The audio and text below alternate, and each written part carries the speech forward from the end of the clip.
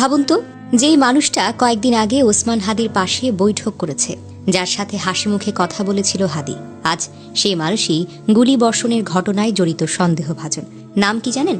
ফয়সাল করিম মাসুদ, ছদ্মনাম দাউদ বিন ফয়সাল। সাবেক ছাত্রলীগ নেতা, ঢাকা মহানগর উত্তর সহ আদাবর ছাত্রলীগের সাবেক সভাপতি। জাহাঙ্গীর কবির নামক আসাদুজ্জামান খান কামালের বিশ্বস্ত অনুসারী বলেও কিন্তু পরিচিত। ৯ ডিসেম্বর বৈঠকের ছবিতে লাল বৃত্ত দেওয়া সেই মানুষটি হাদির ঠিক বাম পাশে বসেছিল। একই ঘর, একই হাসিমাখা পরিবেশ, কিন্তু সে মুখোশে নিজে ছিল খুনির চরিত্র। হাদির পাশে বসা ছিল সেই মানুষটা। সে হয়তো অপেক্ষা করছিল কখন রাস্তা ফাঁকা হবে, কখন হাদিকে আমি একটু একা পাবো, কখন সবচেয়ে কাছ থেকে আমি গুলি করতে পারবো। এটাই তো সবচেয়ে ভয়ঙ্কর সত্য। খুনিরা হঠাৎ করে আসে না, তারা আমাদের কাছেই থাকে, আমাদের মধ্যেই থাকে, বন্ধুর মতো, কর্মীর মতো, সমর্থকের মতো, অন্যদের মতোই সাধারণ পোশাকে, সাধারণ চেহারায়। আমরা শুধু টের পাই না। ওসমান হাদির মাথায় যে গুলিটা লেগেছে, চিকিৎসকদের ভাষায় এটাকে বলে পয়েন্ট ব্লাঙ্ক, অর্থাৎ একেবারে কাছ থেকে করা শট। এক পাশ দিয়ে ঢুকেছে, অন্য পাশ দিয়ে বেরিয়ে গেছে। এটা কি বার্তা দেয় জানেন? শুধু একটি হত্যার উদ্দেশ্যে নিশ্চিত করা। এটা এমন একটি পরিকল্পনা যেটি সাধারণ কোনো হামলা হতেই পারে না। এটা ছিল টার্গেটেড কিলিং। 12 ডিসেম্বর দুপুর সেই সুযোগ এলো।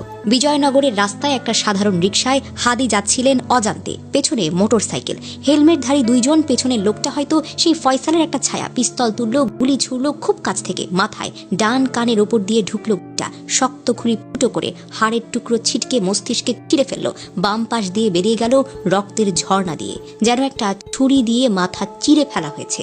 রাস্তায় রাস্তায় রক্ত, রিকশায় রক্ত, হাদির শার্ট লাল।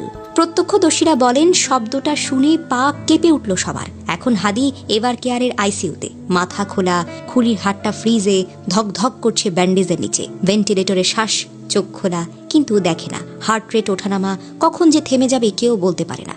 একটা তরুণ জীবন যে গণতন্ত্রের মাটিতে দাঁড়াতে চেয়েছিল, আজ মৃত্যুর পাঁজরে আটকে আছে। কেন বলুন তো?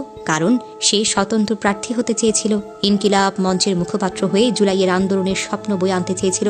এটা আগ্রাসন নয়, এটাকে বলে নৃশংসতা, ভয়ঙ্করতা, ধিক্কার। যারা এমন করে তারা মানুষ হতে পারে না, তারা হবে দানব। ফয়সালের মতো সদ্ভাবের মুখোশে লুকিয়ে থেকে পেছন থেকে ছুরি মারে। জাহাঙ্গীর কবির নানকের মতো শক্তি, যারা পুরনো রাজনীতির ছায়ায় বসে নতুন স্বপ্ন মারতে চায়, তারা ভুল করে না, তারা পরিকল্পনা করে। প্রচারণার টিমে ঢুকে বৈঠকে পাশে বসে হাসতে হাসতে খুনের মানচিত্র আঁকে। আজ ওসমান হাদি লাইফ সাপোর্টে মৃত্যুর সঙ্গে লড়ছেন, আর আমরা দেখছি খুনিরা কিভাবে ছদ্মবেশে আমাদের মাঝেই ঘুরে বেড়ায়, আমাদের টেবিলে বসে, আমাদের হাত ধরে করমর্দন করে, আর সুযোগ পেলে গুলি ছোড়ে।